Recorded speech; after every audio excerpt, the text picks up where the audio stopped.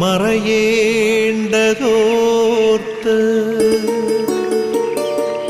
ചന്ദ്രനക്ഷത്രാദികൾ വിതുമ്പുമ്പോൾ മാറ്റമില്ലാതെങ്ങും വിരാജിക്കും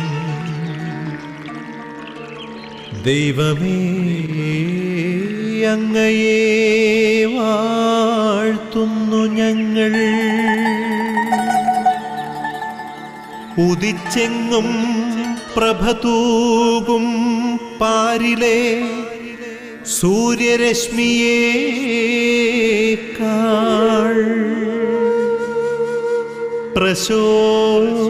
പ്രശോഭിച്ചെന്നും പ്രസാദമേകുന്ന ദൈവമേ, അങ്ങേ മഹിമാവെത്ര മനോജ്ഞം.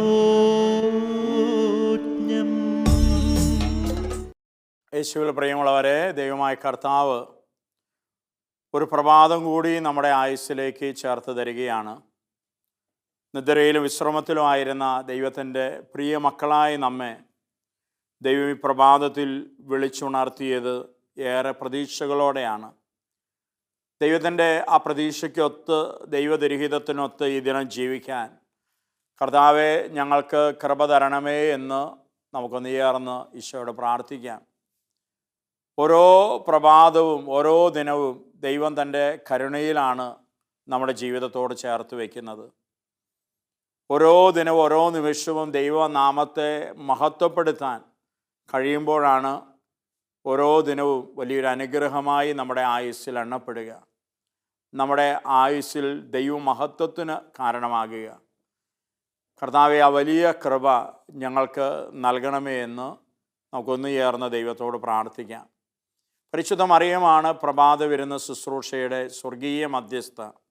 തീർച്ചയായും അമ്മയോട് ചേർന്നുള്ള പ്രാർത്ഥനയാണ് ഈ ശുശ്രൂഷ ഓരോ പ്രഭാതത്തിലും അനേകായിരങ്ങളിലേക്ക് കടന്നു ചെല്ലാൻ ശക്തിപ്പെടുത്തുന്നത്.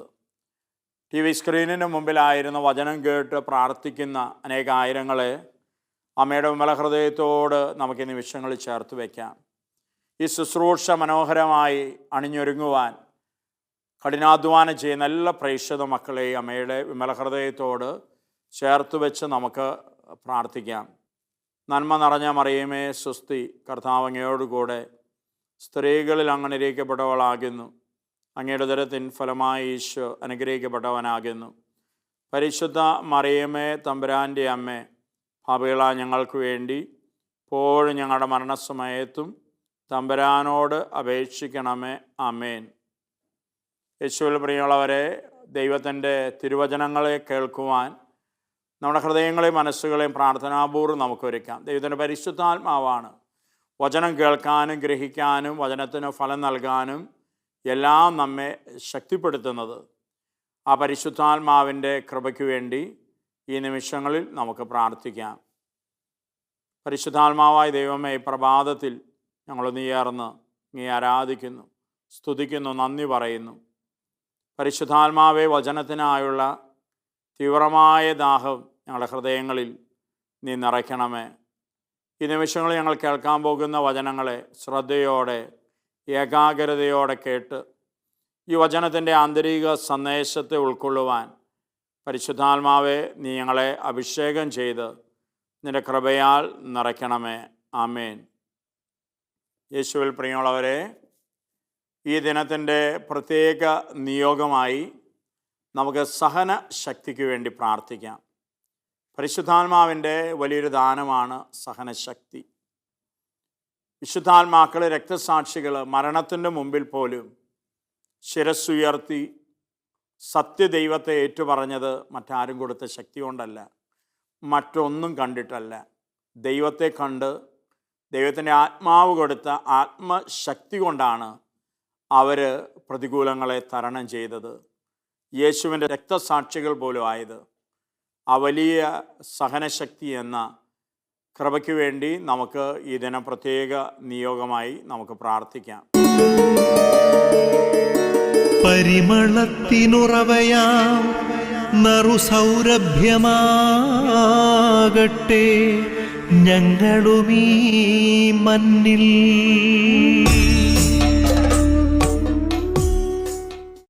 നടപടി പുസ്തകത്തിൻ്റെ 1-ാം അധ്യായം 6 മുതൽ 11 വരെയുള്ള വചനങ്ങളാണ് ഈ പ്രഭാതത്തിൽ ദൈവമായ കർത്താവ് നമ്മുടെ പ്രാർത്ഥനയ്ക്കും വിചിന്തനത്തിനുമായി നൽകുന്നത്. പ്രാർത്ഥനയോടെ തിരുവചനങ്ങൾക്കായി നമുക്ക് കാതോർക്കാം. ഒരുമിച്ച് കൂടിയിരിക്കുമ്പോൾ അവർ അവനോട് ചോദിച്ചു, കർത്താവേ, അവിടുന്ന് ഇസ്രായേലിന് രാജ്യം പുനഃസ്ഥാപിച്ച് നൽകുന്നത് ഇപ്പോഴാണോ? അവൻ പറഞ്ഞു, പിതാവ് സ്വന്തം അധികാരത്താൽ നിശ്ചയിച്ചുറപ്പിച്ചിട്ടുള്ള സമയമോ കാലമോ നിങ്ങൾ അറിയേണ്ട കാര്യമല്ല. എന്നാൽ പരിശുദ്ധാത്മാവ് നിങ്ങളുടെ മേൽ വന്നു കഴിയുമ്പോൾ നിങ്ങൾ ശക്തി പ്രാപിക്കും. ജെറുസലമിലും യൂദയ മുഴുവനിലും സമരിയായിലും ഭൂമിയുടെ അതിർത്തികൾ വരെയും നിങ്ങൾ എനിക്ക് സാക്ഷികളായിരിക്കുകയും ചെയ്യും. ഇത് പറഞ്ഞു കഴിഞ്ഞപ്പോൾ അവർ നോക്കി നിൽക്കെ അവൻ ഉന്നതങ്ങളിലേക്ക് സംവഹിക്കപ്പെട്ടു. ഒരു മേഘം വന്ന് അവനെ അവരുടെ ദൃഷ്ടിയിൽ നിന്ന് മറച്ചു. അവൻ ആകാശത്തിലേക്ക് പോകുന്നത് അവർ നോക്കി നിൽക്കുമ്പോൾ വെള്ള വസ്ത്രം ധരിച്ച 2 പേർ അവരുടെ മുമ്പിൽ പ്രത്യക്ഷപ്പെട്ടു. അലയോ ഗലീലിയരെ, നിങ്ങൾ ആകാശത്തിലേക്ക് നോക്കി നിൽക്കുന്നതെന്ത്? നിങ്ങളിൽ നിന്ന് സ്വർഗത്തിലേക്ക് സംവഹിക്കപ്പെട്ട യേശു സ്വർഗത്തിലേക്ക് പോകുന്നതായി നിങ്ങൾ കണ്ടതുപോലെ തന്നെ തിരിച്ചു വരും. പ്രിയമുള്ളവരെ, ഈ കാലഘട്ടത്തിലെ പ്രത്യേകമായ നമ്മുടെ ധ്യാന വിഷയം അത് യുഗാന്തത്തെക്കുറിച്ചും യേശുവിൻ്റെ 2-ാം വരവിനെക്കുറിച്ചൊക്കെയാണ്.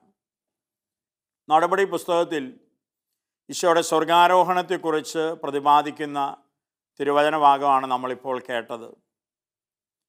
കർത്താവിൻ്റെ ശിഷ്യന്മാർ അവനോടൊപ്പം ആയിരുന്നപ്പോൾ ശിഷ്യന്മാരോട് ഈശോയോട് ചോദിക്കുകയാണ്, അല്ലയോ കർത്താവേ, ഈശോയെ, പിതാവായ ദൈവം ഇസ്രായേലിന് രാജ്യം കൽപ്പിച്ച് നൽകുന്ന സമയം എപ്പോഴാണ്? ഇതിപ്പോഴാണോ എന്നൊരു പ്രതീക്ഷയിലാണ് ശിഷ്യന്മാർ ചോദിക്കുന്നത്. പക്ഷെ കർത്താവ് പറഞ്ഞു, പിതാവ് നിശ്ചയിച്ചുറച്ചിട്ടുള്ള ചില കാര്യങ്ങൾ, അതിനെക്കുറിച്ച് നിങ്ങൾ ആകുലപ്പെടേണ്ടതില്ല. ആ ദൈവം നിശ്ചയിച്ച സമയത്ത് ദൈവം തീരുമാനമാകുന്ന പോലെ അതെല്ലാം സംഭവിക്കും.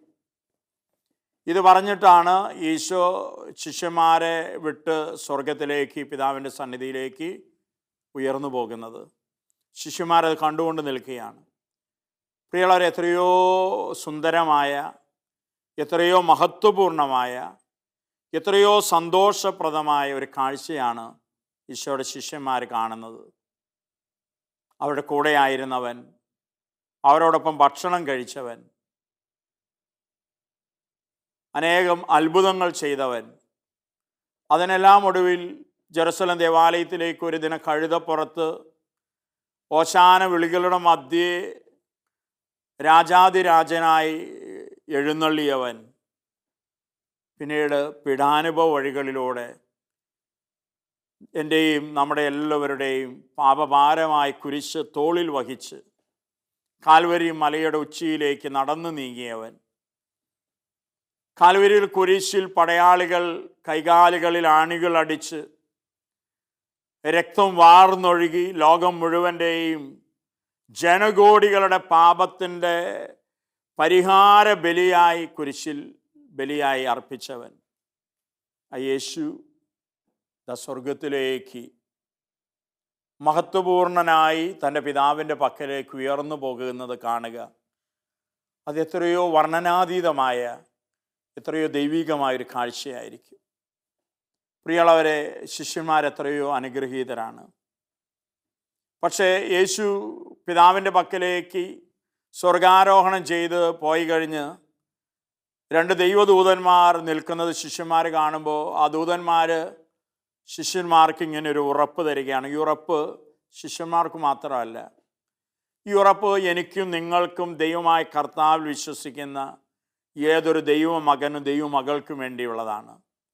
ദൂതന്മാർ പറഞ്ഞു, നിങ്ങൾ ഇപ്പോൾ സ്വർഗത്തിലേക്ക് പോകുന്നതായി കണ്ട യേശു ഇതുപോലെ തന്നെ സ്വർഗത്തിൽ നിന്ന് ഒരു ദിനം ഭൂമിയിലേക്ക് ഇനിയും ഇറങ്ങി വരും. ആർക്ക് വേണ്ടിയാണ് പ്രിയമുള്ളവരെ?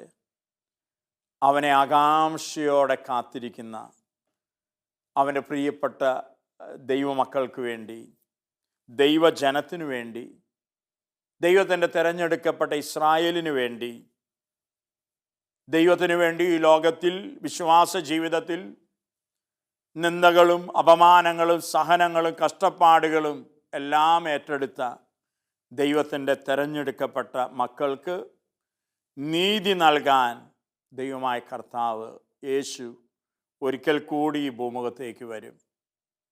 പ്രിയമുള്ളവരെ, ശിഷ്യന്മാർ കണ്ടതുപോലെ തന്നെയുള്ള വർണ്ണനാതീതമായ ദൈവത്തിൻ്റെ മഹത്വത്തിൻ്റെ പ്രശോഭ ലോകം കാണുന്ന, ദൈവത്തിൻ്റെ പ്രിയപ്പെട്ടവർ കാണുന്ന ഒരു ദിനം, അങ്ങനെയൊരു ദിനമുണ്ട്.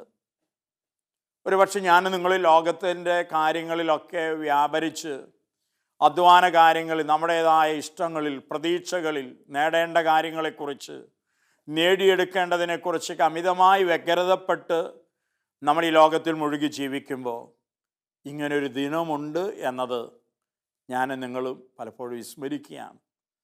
വിശ്വാസ പ്രമാണം ഏറ്റുചൊല്ലുമ്പോൾ നമ്മളൊക്കെ അറിഞ്ഞോ അറിയാതെയോ ഏറ്റുപറയുന്നുണ്ട്, കർത്താവായ യേശു ഒരു ദിനം വീണ്ടും വരും, അവൻ വീണ്ടും വരും, അവൻ വീണ്ടും വരാനിരിക്കുന്നു. ഈ വിശ്വാസം ഏറ്റുപറയുന്നവരാണ് നമ്മൾ ഓരോരുത്തരും. പക്ഷേ പ്രിയമുള്ളവരെ, ഞാനൊന്ന് ചോദിക്കട്ടെ, നമ്മുടെ ചങ്കിനുള്ളിൽ, നമ്മുടെ ഹൃദയത്തിനുള്ളിൽ എന്തുമാത്രം പ്രതീക്ഷ ഏറ്റുപറയുന്ന വിശ്വാസത്തിന് നമ്മൾ കൊടുക്കുന്നുണ്ട്? അവൻ വീണ്ടും ഈ ഭൂമുഖത്തേക്ക് വരുന്ന ഒരു ദിനമുണ്ട് എന്നതിനെ കരുതാൻ ഇനിയും നമുക്ക് കഴിഞ്ഞിട്ടുണ്ടോ? നമുക്ക് കഴിയുന്നുണ്ടോ? കർത്താവിൻ്റെ വചന വെളിച്ചത്തിൽ നമ്മോട് തന്നെ ചോദിക്കാൻ നമുക്ക് കഴിയണം. പലപ്പോഴും അനേകം ദൈവമക്കളെ, അനേകം ദൈവത്തിൻ്റെ പ്രിയ ജനത്തെ കാണുമ്പോൾ പലപ്പോഴും യേശുവിൻ്റെ രണ്ടാം വരവിലല്ല, ഈ ലോക ജീവിതത്തിനപ്പുറം ഒന്നുമില്ല എന്ന മട്ടിൽ ജീവിക്കുന്നവരെ കാണുമ്പോൾ ഒരുപാട് സങ്കടം തോന്നാറുണ്ട്, ഒരുപാട് വിഷമം തോന്നാറുണ്ട്. സഹോദരങ്ങളെക്കുറിച്ച്, സഹോദരങ്ങളുമായുള്ള ബന്ധത്തിൽ വന്ന ഒരു വീഴ്ചയെ പരിഹരിക്കണമെന്ന് പറയുമ്പോൾ കുഞ്ഞു കാര്യങ്ങളെ പ്രതി പിടിവാശി പിടിച്ച് വിട്ടുവീഴ്ചയ്ക്കോ ക്ഷമയ്ക്കോ തയ്യാറില്ലാതെ കടുംപിടുത്തത്തിൽ മുന്നോട്ട് പോകുന്നവരെ കണ്ടിട്ടുണ്ട്. കൊച്ചു സമ്പത്തിൻ്റെ കാര്യത്തിൽ ഏറ്റക്കുറച്ചിലിൻ്റെ പേരിൽ സഹോദരങ്ങളുമായി രമ്യപ്പെടാതെ അകന്ന് വർഷങ്ങളായി കഴിയുന്ന സഹോദരങ്ങളെ, കൂടപ്പിറപ്പുകളെ കണ്ടിട്ടുണ്ട്. പ്രിയമുള്ളവരെ, അവർക്കൊക്കെ എന്ത് വിശ്വാസമുണ്ട്? അവൻ്റെ രണ്ടാം വരവിൽ അവൻ ഒരു ദിനം വരാനിരിക്കുന്നു. നീതിമാനായ വിധിയാളനായ അവൻ ഈ ലോകത്തേക്ക് വരാനിരിക്കുന്നു.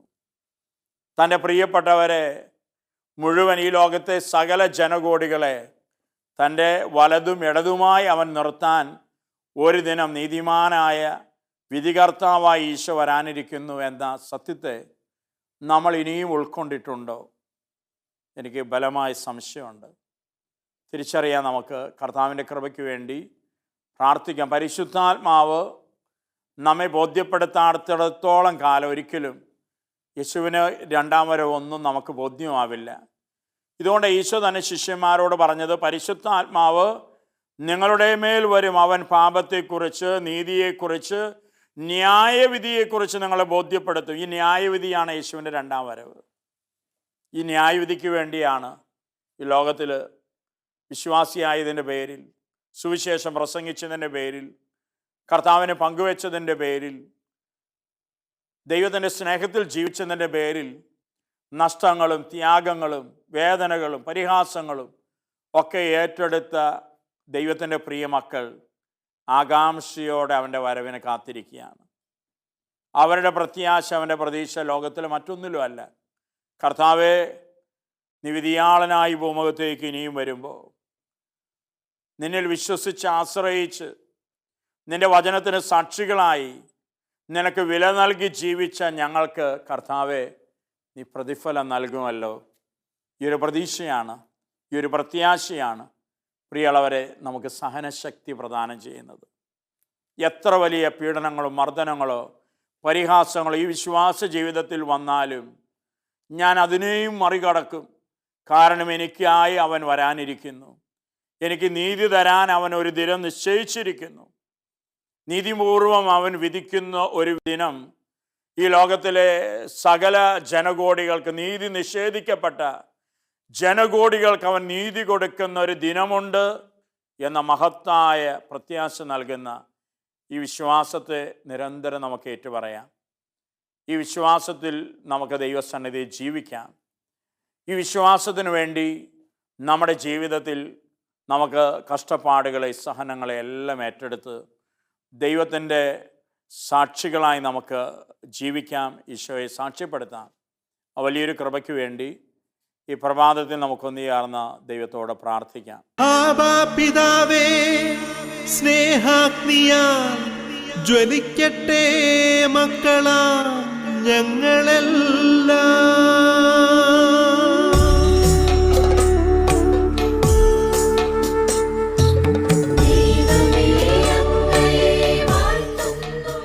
പിതാവായ ദൈവമേ, പ്രഭാതത്തിൽ ഞങ്ങളൊന്നു ചേർന്ന് അങ്ങേ ആരാധിക്കുന്നു, സ്തുതിക്കുന്നു, നന്ദി പറയുന്നു.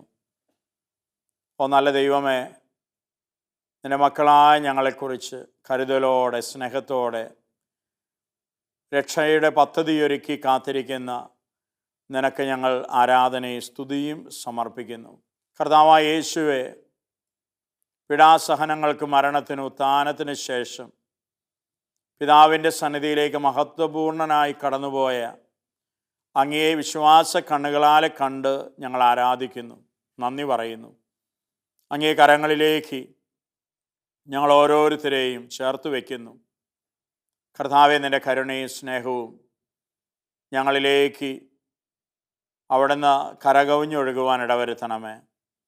പരിശുദ്ധാത്മാവായ ദൈവമേ, അദൃശ്യനായ ദൈവത്തെ വിശ്വാസ കണ്ണുകളിലൂടെ കാണാൻ, ആ കണ്ണുകളിലൂടെ ദൈവത്തെ കണ്ട് അവനെ വിളിക്കാൻ, അവനെ ആരാധിക്കാൻ തക്കവിധം പരിശുദ്ധാത്മാവെ നീ ഞങ്ങൾ വന്ന് നിറയണമേ.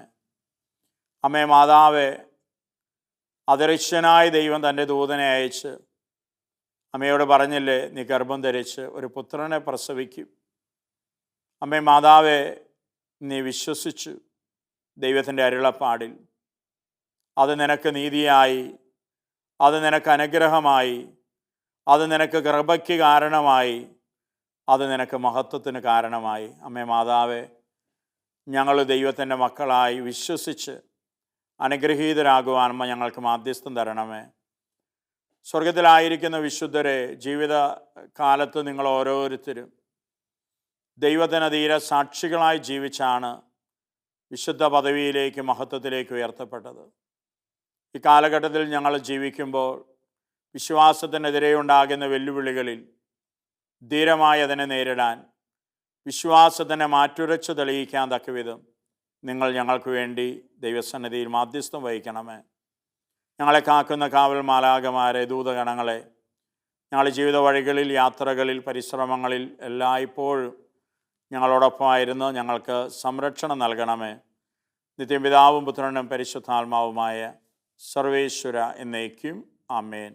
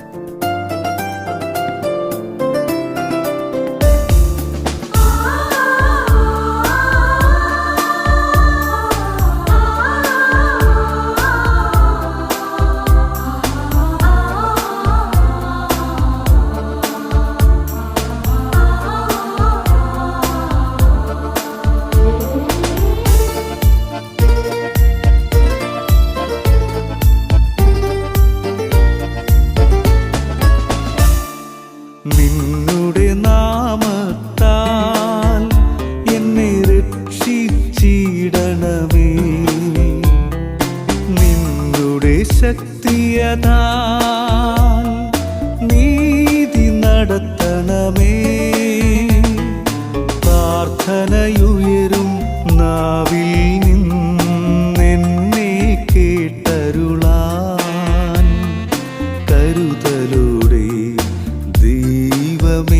നീ ചാരത്തണയണമേ. നിന്നുടെ നാമത്താൽ എന്നെ രക്ഷിച്ചിടണമേ.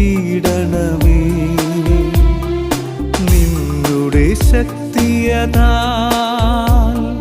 നീതി നടത്തണമേ. പ്രാർത്ഥനയുയരും നാവിൽ നിന്നെന്നെ കേട്ടരുളാൻ കരുതലോടെ ദൈവമേ നീ ചാരത്തണയണമേ.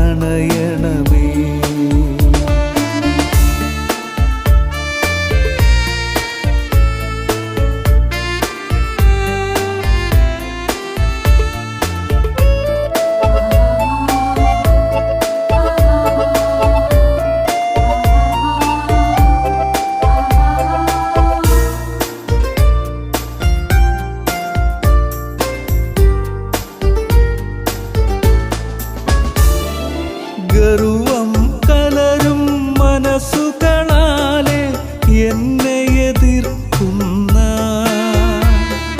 നിർദ്ദയരായി നിന്നെ സർവം മറന്നു വേട്ടയാടുന്ന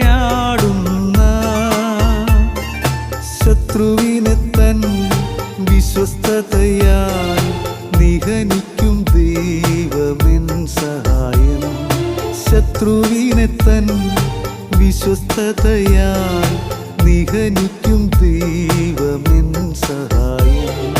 താങ്ങും താതൻ നീ. നിന്നുടെ നാമത്താൽ എന്നെ രക്ഷിച്ചിടണമേ.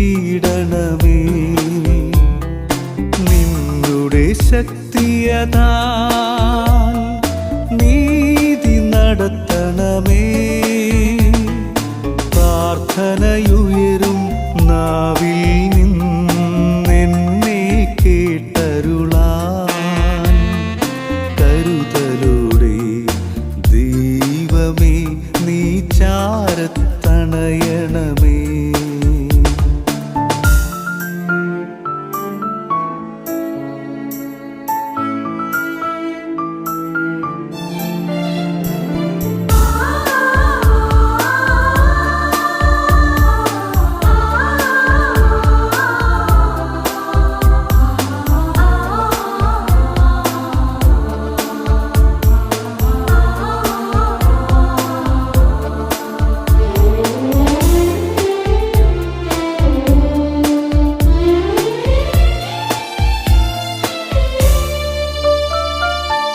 എന്നുടെ ഹൃത്തിൽ ബലിയർപ്പിക്കും അങ്ങേയ്ക്കായിതാ.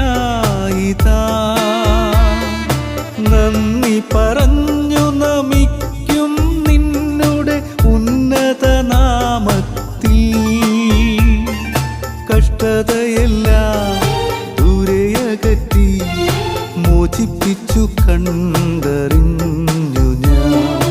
കഷ്ടതയെല്ലാം ദൂരെയകറ്റി മോചിപ്പിച്ചു കണ്ടറിഞ്ഞു ഞാൻ. ശത്രുവിൻ തോൽവി നിന്നുടെ നാമത്താൽ എന്നെ രക്ഷിച്ചിടണമേ. നിന്നുടെ ശക്തിയതാൽ നീതി നടത്തണമേ. പ്രാർത്ഥനയുയരും നാവിൽ നിന്നെന്നെ കേട്ടരുളാൻ കരുതലോടെ ദൈവമേ നീ ചാരത്തണയണമേ.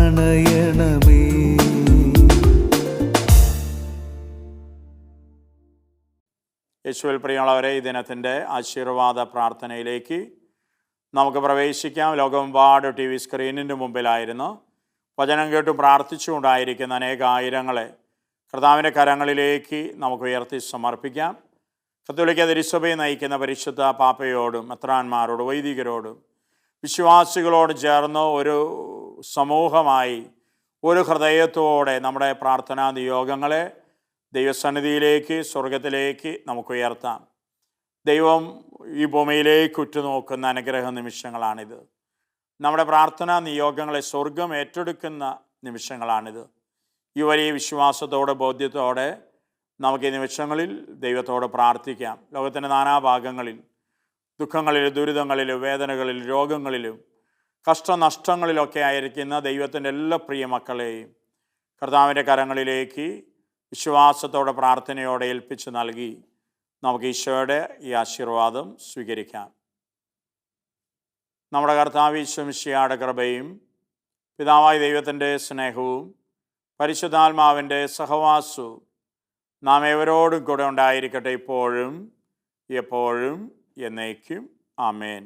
ഈശോയിൽ പ്രിയമുള്ളവരെ, ഗുഡ്നസ് ടിവിയുടെ പ്രഭാത വിരുന്ന ശുശ്രൂഷയ്ക്ക് നിങ്ങളേവരും നൽകിക്കൊണ്ടിരിക്കുന്ന പ്രോത്സാഹനങ്ങൾക്കും പ്രാർത്ഥനകൾക്കും യേശുവിൻ്റെ നാമത്തിൽ നിങ്ങൾക്ക് നന്ദി അർപ്പിക്കുകയാണ്. തീർച്ചയായും നിങ്ങളുടെ പ്രോത്സാഹനങ്ങളും പ്രാർത്ഥനകളുമാണ് ഓരോ പ്രഭാതത്തിലും വലിയ അനുഗ്രഹമായി അഭിഷേകമായി അനേകായിരങ്ങളിലേക്ക് കടന്നു ചെല്ലുവാൻ ഈ ശുശ്രൂഷയെ ശക്തിപ്പെടുത്തുന്നു. ഇനി തുടർന്നും നിങ്ങൾ അർപ്പിക്കുന്ന ദിവ്യബലികളിലും നിങ്ങൾ ചൊല്ലുന്ന ജപമാല പ്രാർത്ഥനകളിലും നൊവേനകളിലും എല്ലാം ഈ ശുശ്രൂഷ ഓർക്കണമേ എന്ന് യേശു നാമത്തിൽ നിങ്ങളോട് അഭ്യർത്ഥിക്കുകയാണ്. തീർച്ചയായും മരിയൻ കൂടാരങ്ങളിൽ പ്രേക്ഷിത മക്കരാപകൽ നിങ്ങളുടെ പ്രാർത്ഥനാ നിയോഗങ്ങളെ സമർപ്പിച്ച് മാധ്യസ്ഥ പ്രാർത്ഥനയിലാണ്. നല്ല ദൈവം തക്ക സമയത്ത് നിങ്ങളുടെ ജീവിതകാര്യങ്ങളിൽ ഇടപെട്ട് തൻ്റെ കരുതലും കരുണയും സ്നേഹമെല്ലാം വെളിപ്പെടുത്തട്ടെ എന്ന് പ്രത്യേകം പ്രാർത്ഥിക്കുന്നു, ആശംസിക്കുന്നു. യേശുവിൻ്റെ ധന്യനാമത്തിൽ നിങ്ങളേവർക്കും നല്ലൊരു ദിനം നേരുന്നു. ആമേൻ.